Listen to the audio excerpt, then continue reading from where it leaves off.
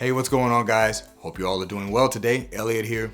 Welcome back to The Fragrance Well. So, in the frag community, we like to see the large collections. People like to know how many fragrances you have. I've certainly been asked it before. Now, me personally, I don't see myself having like thousands of bottles personally. I would actually move fragrances in and out before I get to that point. And that kind of was the inspiration for today's video. Let's just say I was gonna only wear 10 fragrances for a year. I would get 10 fragrances, wear them for that entire year, and then when the next year comes along, before the year starts, I would have 10 more fragrances. I think that's a very reasonable thing to do as a fragrance enthusiast. You can't really call yourself a collector at that point, but that's not necessarily a bad thing. But we always kind of do these kind of videos where it's like only wear 10 for life, blah, blah, blah. Instead of doing 10 for life, I said, how about 10 for a year? And with that, I could actually do multiple lists like this. Matter of fact, when I put this list together, I did not necessarily pick the 10 I would necessarily call my best options out of my entire collection. I just simply made a list of 10 that I think would be functional.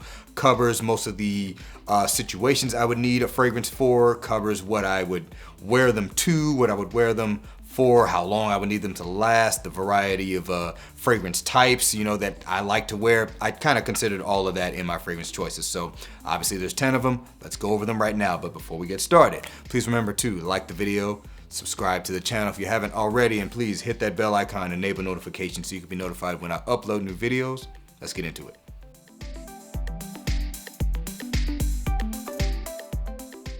All right, let's go ahead and get it started. First up, from the House of Mind Games, we have got Scholar's Mate. Mind Games, Scholar's Mate. All right, so what am I getting from this one? What's the good use of it in terms of having only 10 for a year? First of all, this gives me a good woody fragrance. I feel like I would want a fragrance that really represents woods very well. You could say this is somewhat similar to Santal 33, but it does have its own elements to it. But it has the sandalwood, has the cedar wood. This one has a very smoky vetiver in it. It also has a good amount of pimento, so there's a spicy element to this fragrance, and it has a very creamy, somewhat lactonic element to it by way of a note of fig milk. Very nice woody fragrance. Obviously, this is probably one that would be used more so for the cooler months, which I did consider, the seasons in my fragrance choices as well. But yeah, this is a very nice woody scent. And like I said, similar to Santal 33 from Le Labo, but it does go its own way and have some elements that one doesn't quite have. You could say this is a darker take on that overall, but while also adding that creamy element to it. So once again, from the House of Mind Games, this is Scholar's Mate. Next one's coming from the House of Maison Crivelli. We have got Patchouli Magnetik. Maison Crivelli, Patchouli Magnetik. All right, so obviously this one's gonna give me my patchouli fix. I need a scent that really accentuates patchouli. Now, granted, this may not necessarily be the most versatile take on patchouli, but I really like this stuff. It's intoxicating to me. Anytime I wear it, I just can't stop smelling it. Supported with a very divisive peach accord. The patchouli in this is not necessarily the most earthy form of patchouli. It doesn't really have that chocolatey smell to me. It's very, very leafy and green overall. And that's kind of the main makeup of this fragrance. There are some other notes in this, but I mean, it's pretty much that peach and this patchouli molecule that is used in this fragrance for the most part. It's quite sweet as well. I don't know if there's tonka bean in here, but it is a very sweet take on a patchouli fragrance. Very powerful scent, lasts all day long, probably more suited for the cooler months overall. But I kind of would wear this at any time. I would certainly adjust the sprays up or down. I would say if I was gonna wear this on a hot summer day, it's maybe just one spray. This is some powerful stuff. Once again, from the House of Maison Crivelli, this is Patchouli Magnetik. Moving on, from the House of Lorenzo Pizzaglia, this is Black Sea. Lorenzo Pizzaglia, Black Sea. So this is gonna give me my aquatic fix. This would be my primary aquatic fragrance that I would wear throughout the year. It's pretty much a year-round scent to my nose. Aquatic in that it is salty. I think there's a lot of ambergris in this. There's some salty notes in the fragrance. It's quite ozonic as well, and it is primarily supported with maybe just algae like green notes is the best way I can describe it. So it's a little bit more green, very similar to Tom Ford Oud Mineral, but that is more of a woody take on an aquatic scent, where this is more green and plant-like. It's also a little bit powdery. I think this stuff works great in the heat. You could wear it in cooler weather, though I haven't necessarily tested it in cool weather, but I find this to be a year-round fragrance. Very deep and dark aquatic scent. I absolutely love this stuff. I loved it at first sniff, and this could easily be in my rotation for an entire year. Once again, from the house of Lorenzo Bazzaglia, this is Black Sea. Next one's coming from the house of Louis Vuitton, and this is Imagination. Louis Vuitton, Imagination. This is the Anytime Anywhere scent. At least it's the primary one. I mean, this stuff is absolutely amazing. I mean, you literally can use this for anything. Smells wonderful.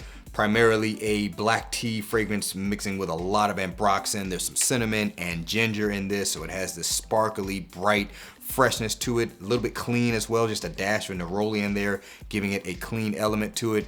Use it for anything, obviously. Great for the warmer months, but you could certainly wear it in the cooler months. So this is kind of my blue fragrance. I kind of see this as a blue fragrance in terms of how it functions. It may not necessarily smell like the traditional blue fragrance, but as far as I'm concerned, this is Louis Vuitton's premier blue wear it anywhere fragrance right now.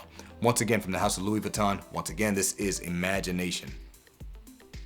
Next one's coming from the house of Ormond Jane. We've got Montabaco Intensivo. Ormond Jane, Montabaco Intensivo. So this is obviously going to be one of my tobacco fragrances for the year. Actually, now that I'm looking at the list, I didn't pick any other tobacco scents, but you know what? That's perfectly fine, because this is a tobacco fragrance that you also can pretty much wear anywhere for anything. I would probably primarily use it as a work scent. Has cooling air-like accords, some juniper, has some fresh spice to it, and the tobacco in this is very clean and leafy. Not really much of a smokiness to this, supported with isogamma super and let's just call it cedar wood-like accords, so dried woods. This is a wonderful fragrance that is very, very unique. This is one that definitely is going to set me apart from most guys wearing fragrances, outside of you guys in the community who also wear this scent. But you know, I don't live in an area where there's just thousands of fragrance enthusiasts, at least not to my knowledge. But yeah, if I was going to have a reduced collection, I think this is just one of those fragrances that you could really get a lot of use of if you were going to have a reduced size collection. Once again, from the house of Ormond Jane, this is Montabaco Intensivo. Next one's coming from the house of Amouage. This is Beach Hut Man. Amouage Beach Hut Man. So this is going to give me my fougere fix. Now, this is traditionally not necessarily a fougere fragrance, not necessarily a barbershop scent, but it kind of walks those same paths. I definitely experience the fragrance like I would experience a fougere. So you got mint, spicy mint, that is, a lot of galbanum, bitter, green smelling. The fragrance is green and fresh and kind of supported with this bed of like sticky, gooey resins. There's a lot of myrrh in this. I'm a big fan of myrrh, so you could also say it gives me my myrrh fix, even though it's not a myrrh-centric fragrance. But this right here, it just gives me that kind of barbershop style vibe that I have, even though it's not a traditional barbershop fragrance. Also gives me my green fragrance fix. I do really enjoy green fragrances. This one kind of has all that rubbed into one. Once again, from the house of Amouage, this is Beach Hut Man. Moving on, from the house of Roja Parfums, we've got Isola Blu. Roja Parfums Isola Blu. So this right here would be kind of like my primary summertime fragrance. I would kind of prioritize this to be worn in the summer months. Beautiful blends of citrus and aromatics in this, lemony-like accords, slightly orange, maybe a dash of like grapefruit-like citrus, lavender, thyme. I don't know if there's rosemary in this, but it has this clean feel to it. And then you got kind of this bed of dried woods, a little bit of musky accords, and but the primary thing you're gonna get from this is just awesome citrus with aromatics. I absolutely love this scent. And it's just really just perfect for the warmer month, particularly if you want something that is bright and vibrant but has a little bit of class to it, a little bit of a gentlemanly feel. That's why I really love this one, and I could easily have this in a 10 fragrance rotation for a year. Once again, from the house of Roja Parfums, this is Isola Blu. Next one's coming from the house of Arabian Oud. We've got Madawi Gold Edition. Arabian Oud, Madawi Gold Edition. So this is just one of those I'm that guy kind of fragrances. This is rich, syrupy, sweet pineapple with red fruits and like just loads of vanilla and tonka bean. This is just one of those delicious, sexy fragrances. Night out, pretty much in any temperature. This one I think, you can wear in the warmer months, but definitely in the evening. It's very rich, it's powerful scent, it is intoxicating, it's delicious smelling. It's just one of those, you gotta have one of those fragrances in your arsenal, at least I think, just one to kind of throw in there to just be like, yeah, I'm that guy. I'm that one that's just wearing that stuff that just makes you want to eat me up. Once again, from the house of Arabian Oud, this is Madawi Gold Edition. Next one's coming from the house of Xerjoff. This is gonna be 40 knots. Xerjoff, 40 knots. So you could say this is pretty much my third option for I can use it for just about anything fragrance selection. This one, good thing about this one compared to the other two is, well, really all three of them that I kind of chose for just wear it anytime, anywhere. They're all very different. They give me a different wearing experience, but I can still use them for just about anything.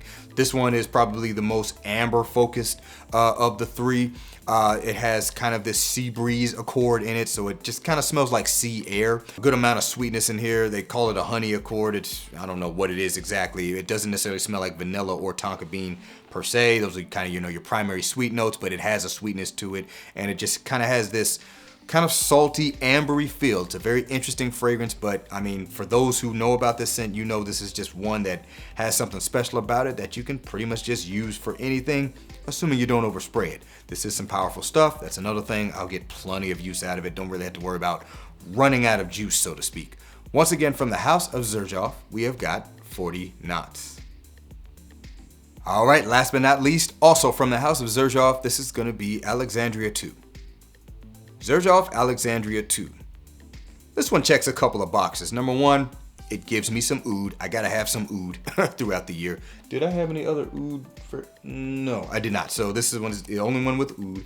And also, this is just a wonderful night out, evening wear fragrance. Whether it's formal or just a date night out, this one kind of covers that. I would certainly wear this during the day if it's a cooler day out, so it can get used then as well. You got spices, beautiful cinnamon in this, a little bit of a fruitiness from some apple, dried woods, oud, obviously a couple of varieties of oud in this, and there's also some lavender to kind of counter all of that.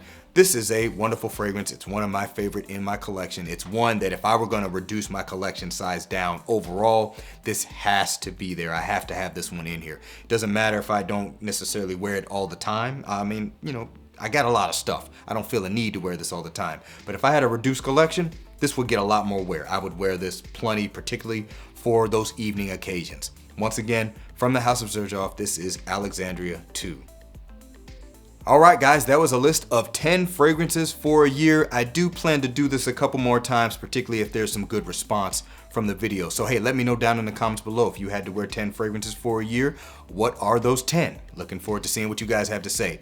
Thanks again for watching all the way into the end. Really do appreciate you guys. Please remember to be well and smell well. And I'll see you in the next episode of The Fragrance Well. Have a good one.